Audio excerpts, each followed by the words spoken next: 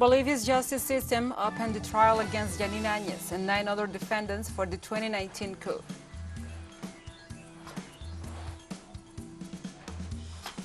Representatives from Russia and the North Atlantic Treaty Organization met in Brussels on Wednesday for high-stakes talks aimed at diffusing growing tensions over Moscow's military presence near the Ukraine border.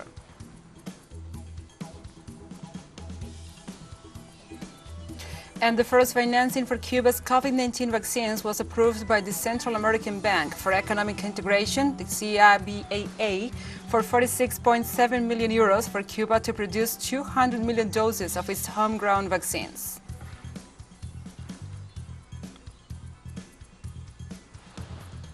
From the headquarters of teleSUR English in Havana, Cuba, this is From the South. I'm your anchor, Gladys Quesada, and these are the news. As part of the ongoing judicial proceedings against Bolivia's former de facto president, the justice system this Wednesday opened the trial against Jeanine Añez and 9 other defendants for the 2019 coup. According to the Deputy Minister of Justice, Jaime Siles, a judgment will be issued, and according to the criminal procedure, in 45 days, the public and contradictory oral trial will begin. The judicial body stated that the first sentence against the former de facto president for the 2019 coup will be known by March or late April. Añez is accused of sedition, terrorism, and conspiracy.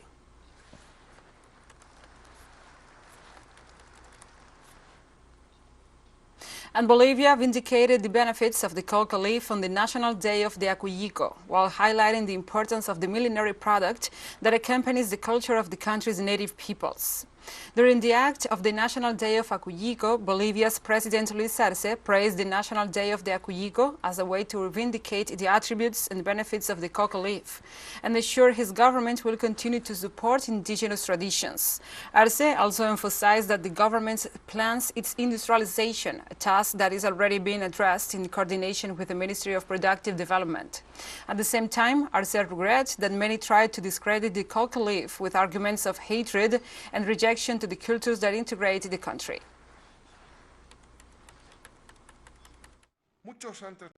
Many have tried to discredit the coca leaf, even with arguments of hatred and rejection to the cultures that make up our country, disregarding the plurality, disregarding the complementarity that identifies us.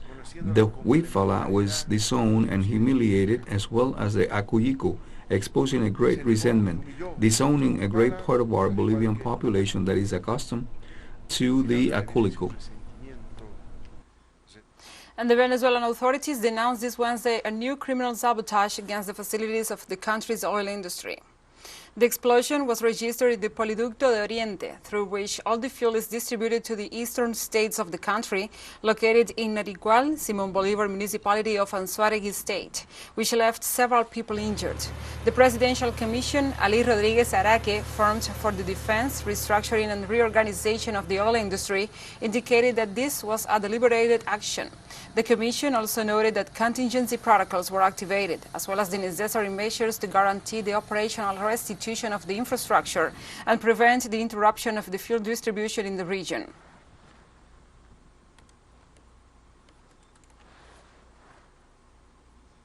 In Mexico, the president of the Indigenous Council of the municipality of Xoxocotla in the state of Morelos was assassinated. The state prosecutor's office reported that Benjamin López Palacios was shot to death while at his home. The incident came just 12 days after Palacios took office as the mayor in the newly created indigenous municipality after winning an extraordinary election. Witnesses told authorities that some 7 people entered the official's house and shot him and then fled in a vehicle. According to data from the consulting firm Erlec, with the murder of López Palacios, there are 84 mayors murdered since 2006.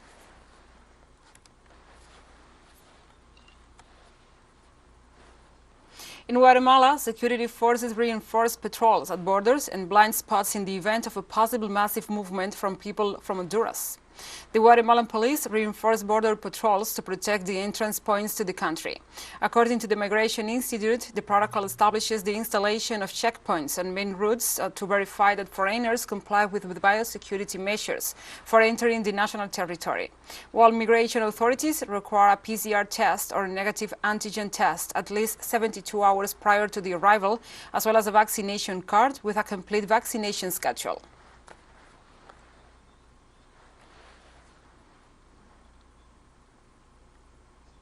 In Guatemala, the Mayan Chorti people are fighting for the vindication of their cultural identity and in defense of their territory. This time, they held an assembly to elect the indigenous authorities following their ancestral tradition. The Maya Chorti people of San Francisco, municipality of Quetzaltepeque, Chiquimula, elect their new board of directors and ratify the indigenous authorities for the period 2022 under the ancestral methodology of a show of hands. This exercise is supported by the political constitution as well as by international laws. It is an exercise that does not conflict with any law. It is an exercise that has been carried out for years, which we value. The Maya Chorti people of Quetzaltepeque are in a struggle to reclaim their cultural identity because the state of Guatemala has denied their existence, according to indigenous authorities.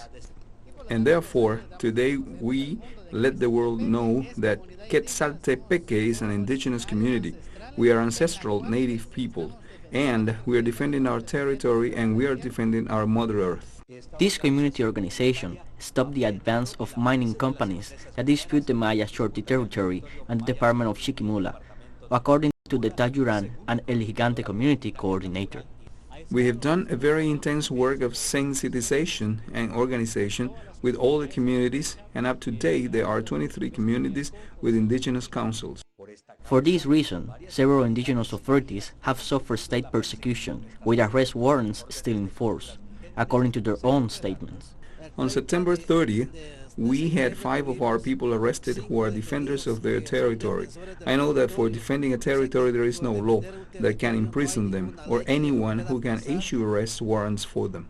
The Chorti Maya people of San Francisco occupy a territory of more than 8,500 hectares, made up of 23 districts, while the board of directors of the Chorti Maya people will be at the service of the 23 districts that make up the municipality of Quetzaltepeque department of Chiquimula. Santiago Botón, Telesur Oriente de Guatemala. Thank you, Santiago, for this report, and we'll be right back after this very short break, so don't go away.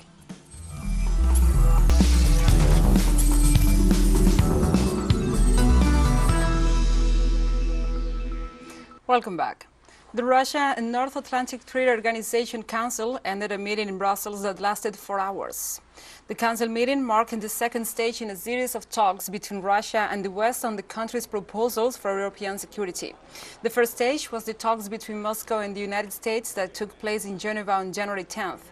And the third stage will happen as an Organization for Security and Cooperation in Europe meeting in Vienna on January 13th. The Russian delegation was led by Deputy Foreign Minister Alexander Grushko and Deputy Defense Minister Alexander Fomin, while NATO was represented by its Secretary General Jens Stoltenberg, Deputy Secretary of State Wendy Sherman, and the representatives of 30 NATO member states in Brussels.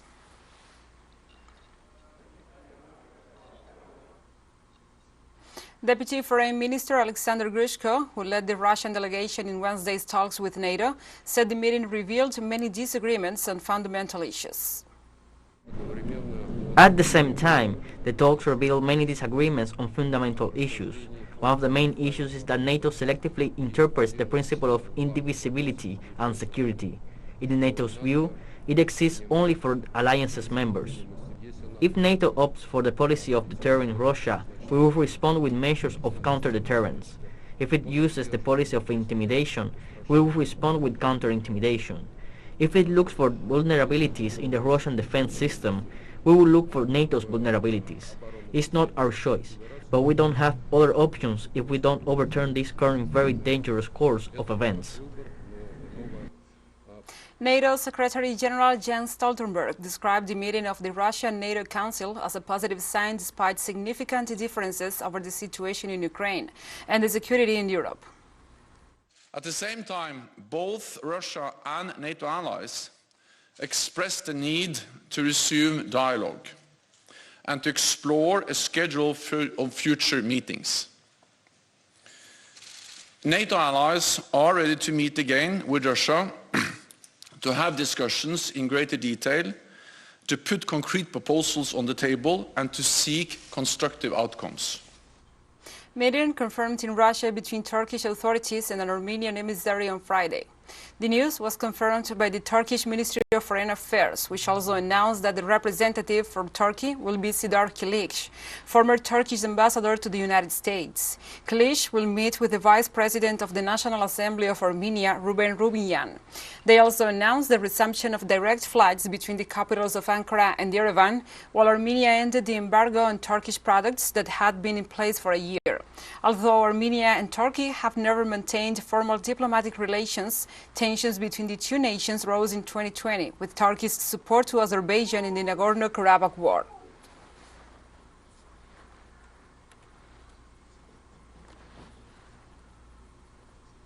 The new government of Kazakhstan took office after being sworn in on Wednesday.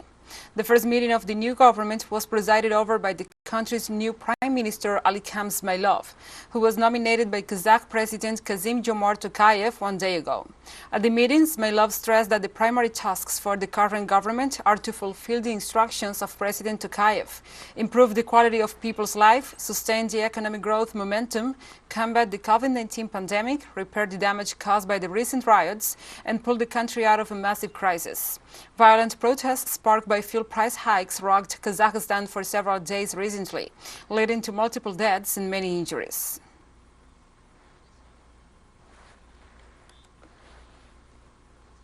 On Wednesday, at least 8 people have been killed in a car explosion in the Somali capital, Mogadishu. A car bomb targeted a convoy, including bulletproof cars using Avizion Street, according to the head of the city's ambulance service, Abid Kadir Abir Hamban. The attack was claimed by Al-Shabaab, an Al-Qaeda-linked armed group fighting to overthrow the country's UN-backed government. As it said in a brief statement, it was targeting foreign officers. I came here running after the blast. Then I saw a burning vehicle. It's there now. I helped to get 3 dead bodies out of it. In total, I saw 8 dead bodies and 3 injuries.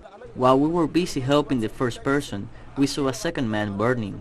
I saw a dead body here and another one there. One is there and another one is on that side, including a soldier. Western powers, together with African countries of the UN Security Council, backed the sanctions imposed on Mali by the Economic Community of West African States for alleged non-compliance with the electoral timetable. France, the United Kingdom and the United States, among others, defended the pressure agreed this weekend by ECOWAS and stressed that the military junta ruling Mali must fulfill its commitments and organize elections in February that will give way to a civilian administration. While Russia supports the position on the authorities in Bamako, the Russian ambassador, Vasily Nebenzia, questioned whether the elections could be held at a time when many parts of the country are outside government control.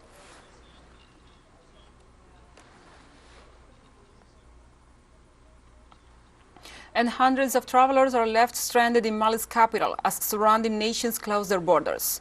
Relations between Mali and its neighbors have steadily deteriorated since Colonel Assimi Goïta took power in a military coup in August 2020. The sanctions are already affecting travelers in Mali, a vast landlocked nation of 19 million people that borders 7 other states. The country's location makes it a key transport hub for the region, with Bamako a key stop along the land route linking countries such as Senegal to states further east, such as Nigeria.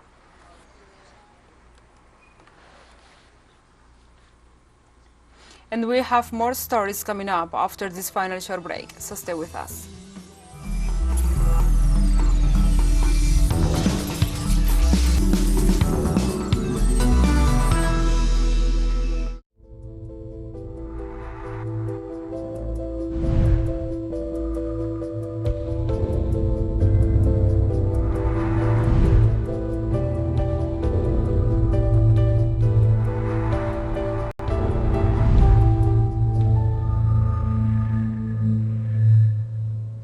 Welcome back. On Tuesday, the first financing for Cuba's COVID-19 vaccines was approved by the Central American Bank for Economic Integration for 46.7 million euros for Cuba to produce 200 million doses of its homegrown vaccines. According to a press release on the financial institution's website, as an extraterritorial country member of CABEI, Cuba will have the possibility to strengthen the capacities to develop other drugs and improve the medical equipment and diagnostic kits for the benefit of the population. Dante Mossi, CABEI's executive president, noted that the operation will improve the development of vaccines, reducing the people's risk of getting infected and shortening the health crisis created by the COVID-19 pandemic. The loan includes bolstering the Cuban biopharmaceutical industry's infrastructure, increasing the production of injectable antibiotics, parenteral solutions or serums, generic drugs, and similar products. It also comprises the acquisition of supplies and material for medical protection to prevent the spread of COVID-19.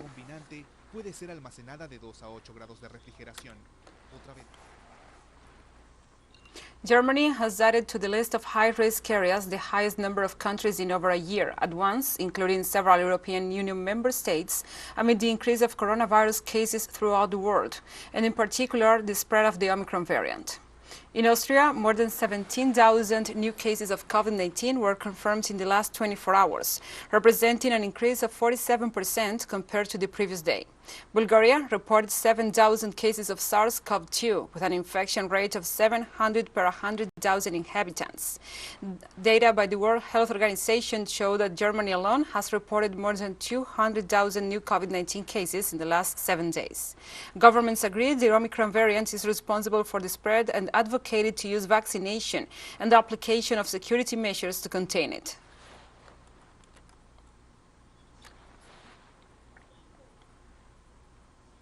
India's Ministry of Health stated on Wednesday that the country is experiencing a high surge in COVID-19 cases. The country reported 185,000 new COVID-19 cases on Tuesday, and the 7-day average of cases was jumped from around 14,000 on January 1st to more than 130,000 on January 10th. According to the Ministry of Health, the surge is being driven by a rapid increase in positive cases and daily infections in states like Maharashtra, West Bengal, Delhi, Uttar Pradesh, and Tamil Nadu, spanning the north, south, east, and the west of the country. To date, just over 46% of the population are now fully vaccinated, according to Johns Hopkins University data. The country has also started vaccinating children aged 15 and over, and is administering a third vaccine dose for frontline workers and people aged over 60.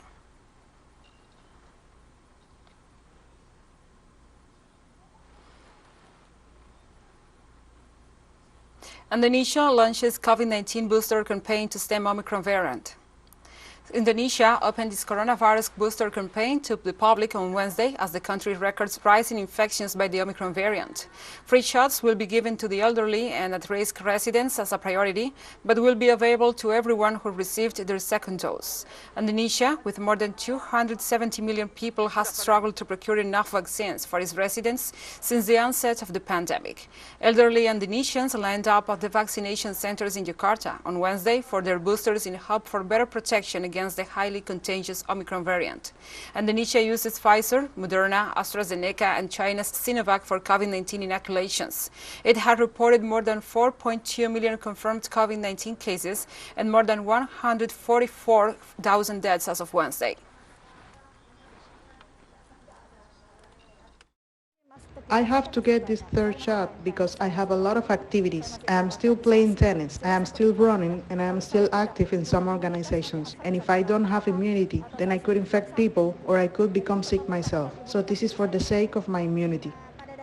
Basically, everyone will get booster jabs, but it has to be done gradually. However, as we know, the elders were also the group to receive the first jabs. Antibodies can weaken over time. So the elderly may also have the least antibodies now, because they were the first to get the first and second jabs. Peruvians are rushing to be tested and vaccinated as the country sees a spike in COVID-19 cases. Last week, the government reported that nearly 100,000 children had lost a parent or a primary caregiver to COVID-19 in Peru, the country with the world's highest coronavirus death rate. The government currently provides the benefit of $50 every 2 months to more than 18,000 families who lost parents and caregivers, but the health minister has noted that many other families lack the necessary documentation to receive the benefit, as their loved ones died at home in the first and second wave, and they do not have a death certificate stating that the cause was COVID-19.